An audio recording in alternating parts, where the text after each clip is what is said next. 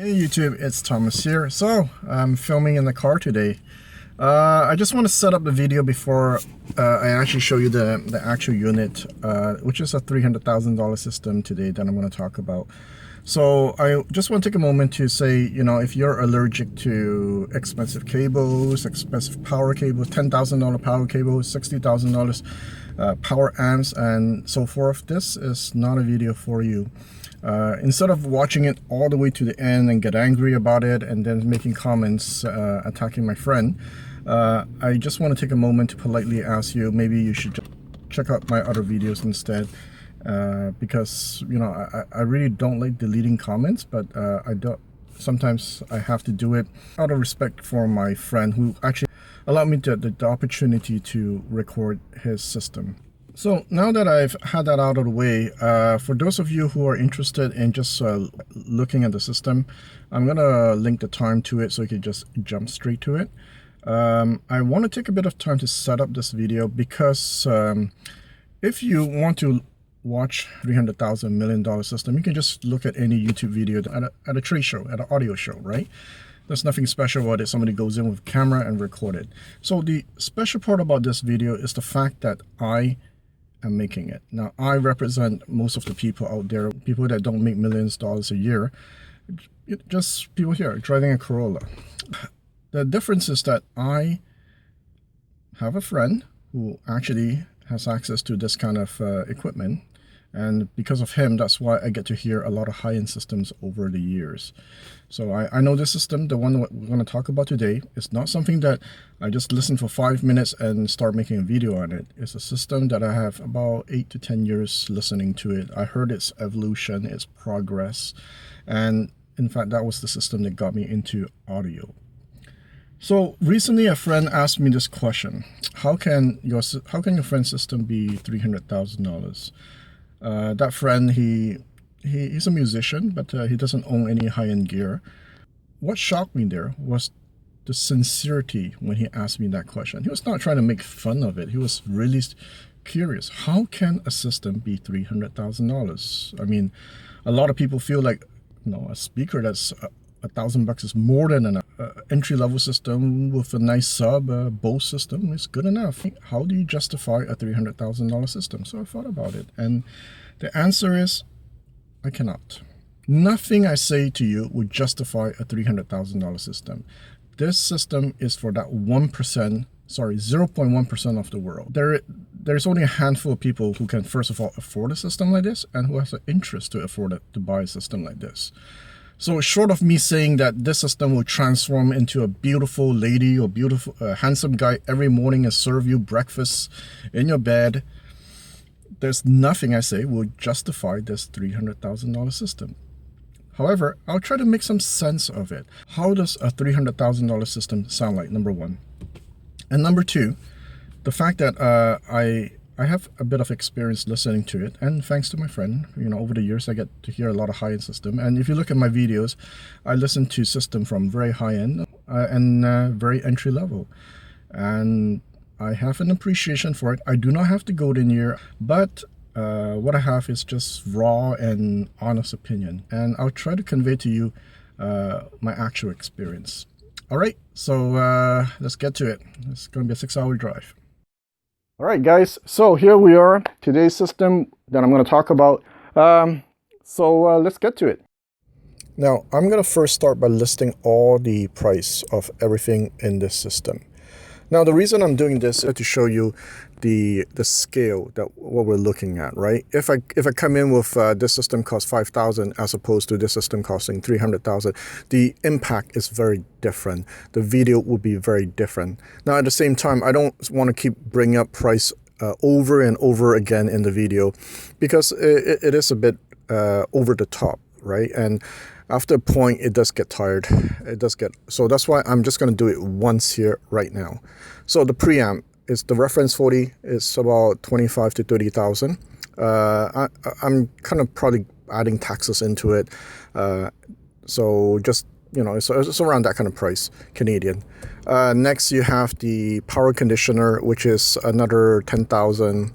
You have 5 power cables at $10,000 each, so you're probably looking at about $50,000 here. The cdrom was the 40 something thousand, 43. The power amp is about 60,000, I think, 60, 70. And the speaker is probably around 60, 70, around that. The reason why I say around that, because manufacturers suggest the retail price, and what my friend actually paid it's a little bit different, of course, right? But he bought everything new here, so he paid very close to the suggested retail price. Now the speaker cables are the transparent reference level, I think. Those were about 15,000, and then you have a bunch of interconnects at the back, probably, I forgot, it's about $10,000-$15,000 again. So altogether, if you start adding it up, it is about $300,000 the system. So as I mentioned, I'll just talk about the price once only, and I will never mention it again. So we're going to start with the Preamp, the Audio Research Reference 40 Special Edition. It's the special edition because they only made it for 1 year. Now, the reason I have it open right now is because a subscriber of mine said he's really interested in this Preamp. So my friend, to give us a better view of it, said, yeah, sure, he's going to open it up. So Sid, this is for you. And if you look inside this Preamp, you'll see that there are 8 tubes. So 4 tubes for each channel. And another thing about this preamp is that it's 2 separate units. The audio chassis, which we're looking at right now, you have 6 H30P tubes. Now in the other, the power chassis, you have 6550 tubes and 6 H30 tubes also. What can I say about this? Well, my friend said that when he upgraded from the Audio Research LS17 to the LS26, he felt like there was a 20 to 30% upgrade. But when he upgraded from the LS26 to this reference 40, that was when he said, yeah, it's a world apart. You can't compare them anymore. So if you look at the top plate, unlike my Audio Research LS16, which is made of metal, this one is made of a special plexi plastic. Apparently it's there so that apparently they chose this material so that it reduces vibration. What can I say about how it sounds? It's really difficult. The reason is because I never heard this system with any other preamp, so I don't have any point of reference. If I tell you the system sounds very smooth, which it does, is it because of the power amp, the speaker cable, or is it because of the preamp? I don't know. But what I can say is that over the years, I've listened to many tube preamps ranging from $200-300 all the way up to $6,000 plus, and I've owned many of them. And I can tell you one thing that stands out with tube preamp is air, the sense of air. But the budget ones, even the expensive one, there's only so far they can go with it. When you listen to a system like this part really, really stands out. The air part is really holographic. And I think that's why I really, really like this system. So even before he upgraded his power amp, because he had the Audio Research 300.2 before, or while he still had the B&W 803 before, the diamond version, with the diamond tweeter, there's always that sense of holographicness. I don't know if that's proper English, that this system had, that air. And this system does it very, very well. One of the reasons I move away from tube preamps is because the floor noises bothers me a little bit. With a system like this, however, there's no floor noise. It's non-existent. So it's very, very clean. Yeah. Power button, hours. You got the left and right, which is a special feature that they have for audio research. It's used for, let's say your room environment isn't a perfect rectangle. So you can change the left or the right balance, and it'll make it sound like it's a rectangle. What? Really? Yes. Oh, okay. That's interesting. And I can show you later when we do a test if you want. Okay. How come you never told me this? I never knew that. I told you this. Really? So next, let's talk about the HRS M3X isolation base. Now this thing it's meant to absorb vibration, reduce noise, and it's pretty cool. It's made of aircraft aluminum on the side, and then on top you have the polished black granite.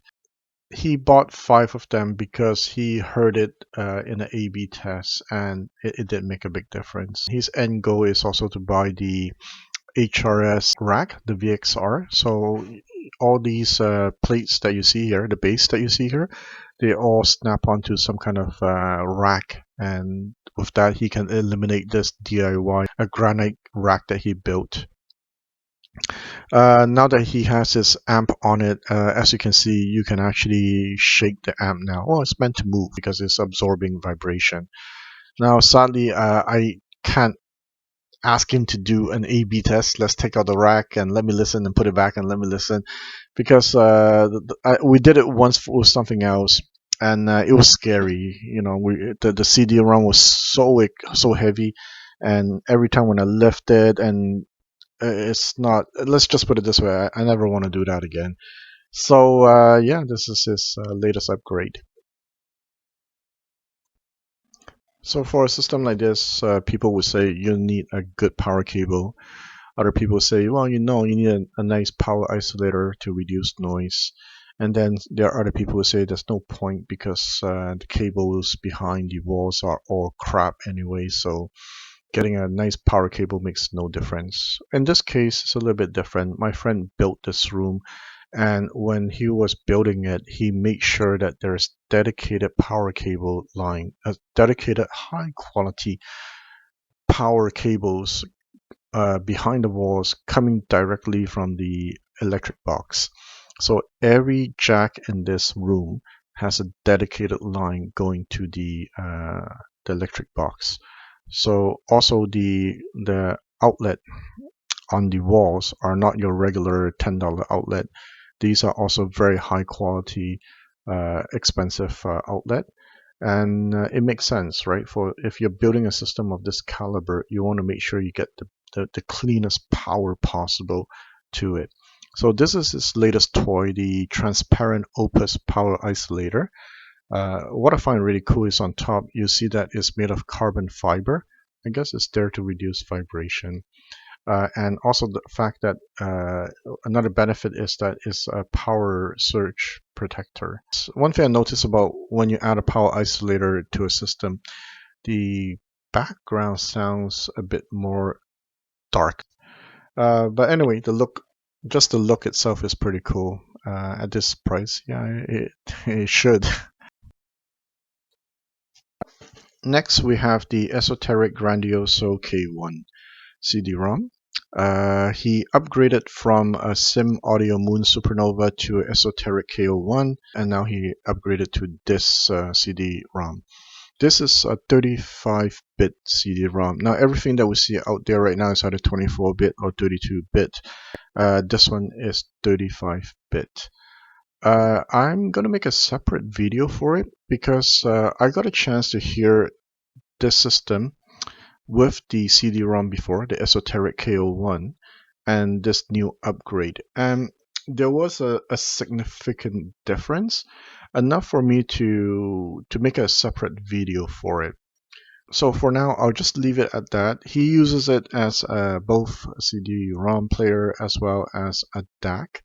And I can say that this is one of the best DAC I've ever listened to. So stay tuned for my other video comparing the Esoteric K01 versus the Grandioso K1. I actually have an audio clip comparing the both, which I'll share eventually. Moving along, we have the speaker cables. These are the transparent reference level. Not much to say about them. That little big round thing there looks pretty cool. Actually, because of him, I myself also got some transparent cable.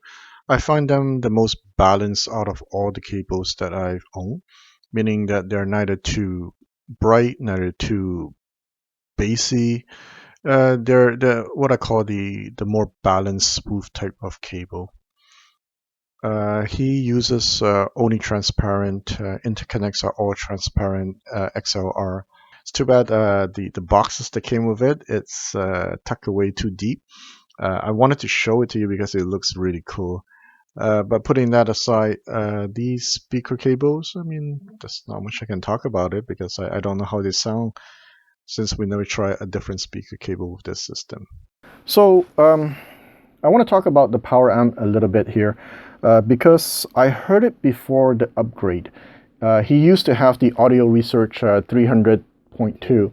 Now that is a Class D 300 watt stereo power amplifier, and it sounded amazing already. At the time, I remember he was driving with the 803 BMWs D1.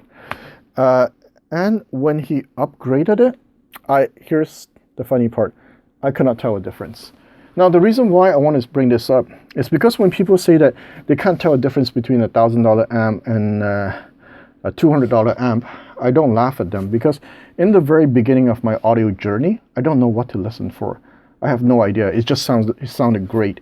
So when he upgraded it, I don't know what the difference is. Now, of course, now I can tell you exactly what the difference is, right?